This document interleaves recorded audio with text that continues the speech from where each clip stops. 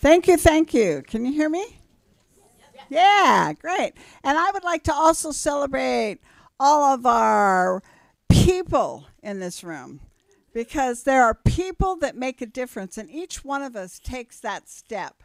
And I think that when we think of our mentors, we think about the people that influence you, me, all of us. Please think about who you are and look around and take just 1 second and shake the hand of the person next to you. Shake their hand.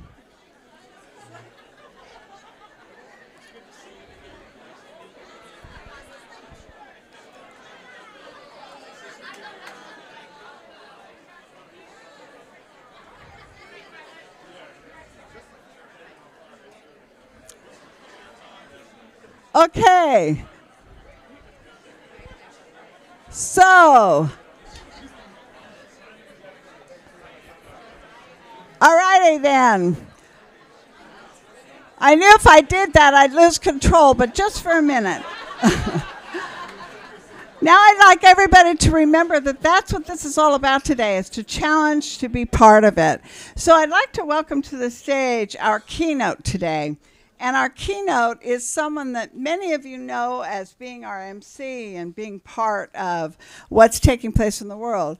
The other thing that she's doing is traveling the world. She just got back from Mexico to spread the word, and she's been in Africa. She's been in different places recently, but we don't often recognize Brandi as a thought leader and as a keynote. And so I put a note down here that she's going to take you on an interesting journey this morning of normalizing spin. Please welcome Brandi Stankovic.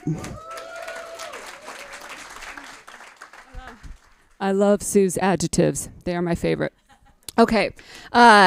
I would like to start this conversation about emotional intelligence. And I have spoken to many of you about this before. We've had those 2 a.m. friend debates over this topic.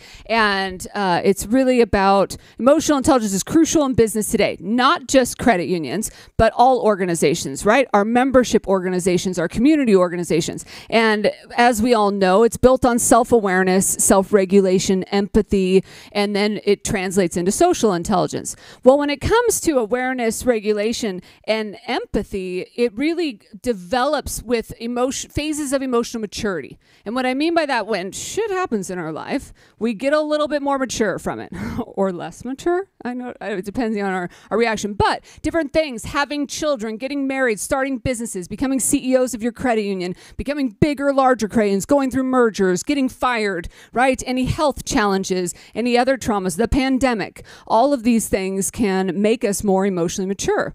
Well, one thing that's happened in the last few years is a whole lot of stuff is happening, and the world is utter chaos, and we are constantly putting out fires. And with that, we end up finding ourselves in extremes. Can you see that happening, right? Some people, when it comes to self-regulation, aren't regulating at all. Right? And I'm sure you have some of those friends. And then there's others of us that are almost emotionally numb. And we're finding ourselves normalizing problems, seeking distractions instead of solutions. And we're accepting issues as part of our everyday lives. And maybe it's a coping mechanism. Maybe it's out of fear. Maybe it's because we're lazy. Or maybe it's just because we're exhausted. Right? And maybe you've heard some of these phrases. Is what it is. Or maybe you say some of these phrases. Or, what can you do? Shit happens. Right? Or, that's life, c'est la vie, not my problem. Or how about, ooh, I love that for you. I know I've said that, right? Or, meh. Or, wait. Oh, no, I'm fresh out of fucks. Right? Think about the fact that we're in this environment where this is all being accepted as a way of life. These are conversations that we're all having. And psychic numbing leads to diminishing returns on human compassion. It leads to diminishing returns on human progress. So I'm going to throw some stats out for you. I collected a whole bunch of social issue stats. And they aren't meant to remember or keep or whatever, but I have all of them if you want them. But just a few stats so you can walk away today or just really to feel the overwhelming environment that we're in. Half of women and 1/3 of men experience sexual abuse. But OnlyFans, the do-it-yourself porn site, is up 35% this year to over $6 billion. Hypersexualization is everywhere. In fact, the U.S. now has super STDs, which means they're resistant to antibiotics. But if you don't like that, swipe. Right? And speaking of swipe culture, the average American spends 7 hours on looking at a screen every day. Nearly 60% of Americans feel lonely. Suicide rates are up almost 40%. 70% of Americans are overweight, 40% of which are obese. 20% of children are obese. The food is garbage. Half the water is contaminated. We have we get too little vitamin D because we don't go outside. The average American gets less than 3,000 steps a day. 1 in 2, that means half of us are going to get some form of cancer. Medical bills and insurance costs are piling up. Credit card balances are increasing. Delinquencies are up. 50% of Americans can't pay their bills. 21% of Americans are illiterate. But that's okay because the rest of us on average read at a 7th grade reading level. But in 2023, Webster did add thirst trap to the dictionary. Nearly 50% of women can't get an abortion, but that's okay because school shootings are on the rise. The number one cause of death in children, as a matter of fact, is firearm-related injuries, followed by car accidents and overdoses. Speaking of drugs, there's an estimated 250 drug overdose deaths a day, most of which are from fentanyl-laced drugs. Yet, more kids are medicated than ever before, legally medicated than ever before. And given all of that, guess what the majority of people say is their number one fear? A corrupt government. After all of that, we're most afraid of a corrupt government. What can you do, right? You think about us. I was thinking about a story of my kids recently. They had a lockdown at school, another lockdown because of the UNLV shooting, which is a university in our neighborhood. And after the lockdown, they were riding their bikes home, just chatting about the lockdown, talking about what they would do if something actually were to occur. Run, hide, fight has always been our philosophy ever since the large Vegas shooting that happened when they were in pre-K and 3rd grade. And with that, they were just talking about they would follow teacher instruction, and then they would develop a meeting point that they would both go to.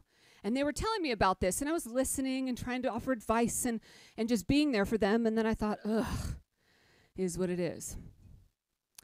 And one more story about my kids. I recently, as a single mom, found that Costco is amazing. I don't know if any of you guys also feel that. Yep. So they had to do is order some Valentines. They needed some larger Valentines for teachers for their school. So I got a box of candy bars at Costco. But of course, you don't get like 5 candy bars. You get like 25 candy bars, right, in this box. So I ordered this thing of candy bars, and I give them their 5 or whatever. And there's seriously 20 candy bars left in this box. And I just forgot about it for a couple of days because Valentine's was like on a Tuesday or Wednesday, right? And I go to move the box, and it's empty. And so I went and I kind of peeked up like, hey, dudes, where are all these candy bars? It had been like, I'm not even 48 hours. And I said, where are all these candy bars?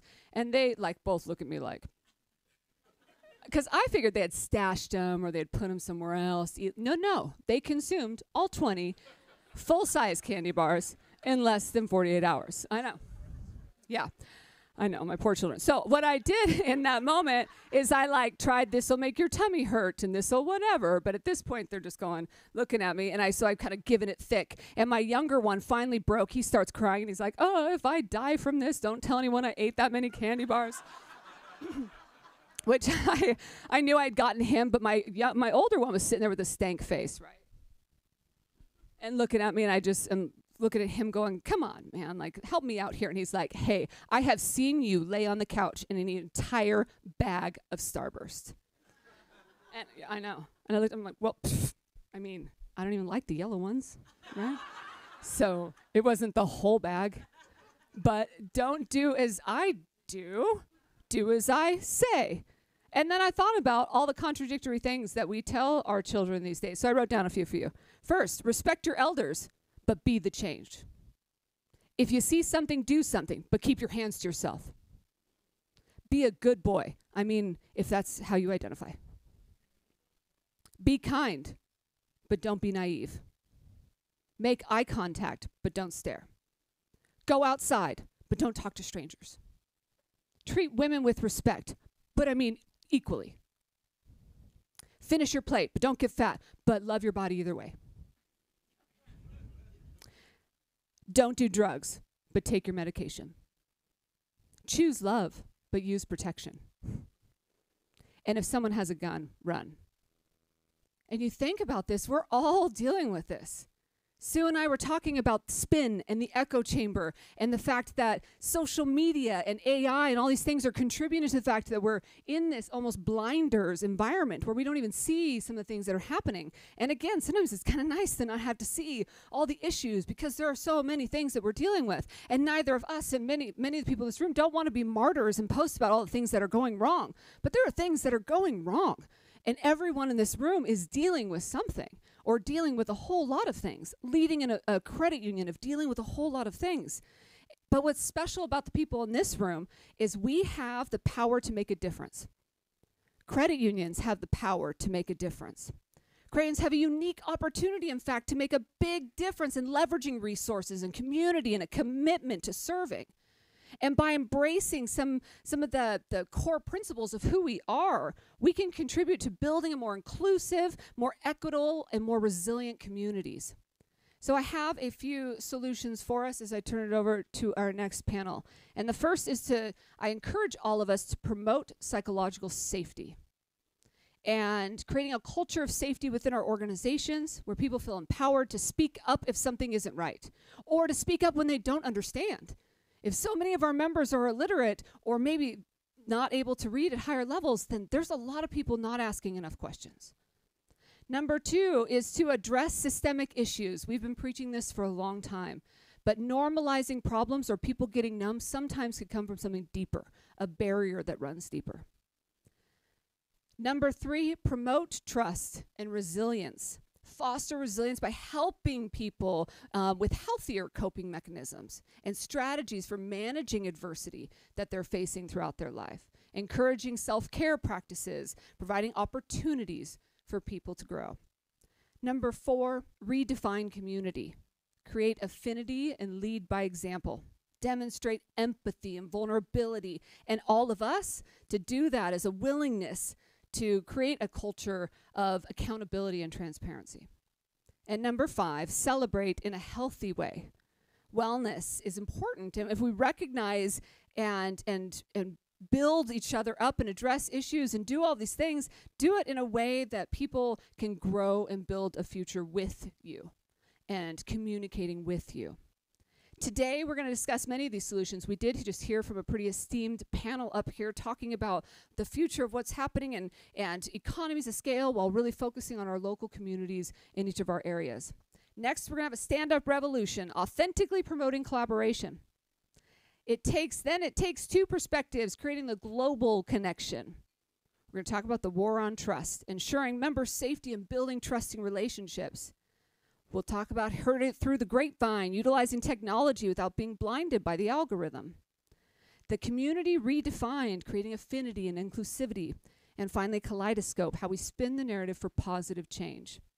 But my final message is to you is stop being numb and start making a difference. Thank you.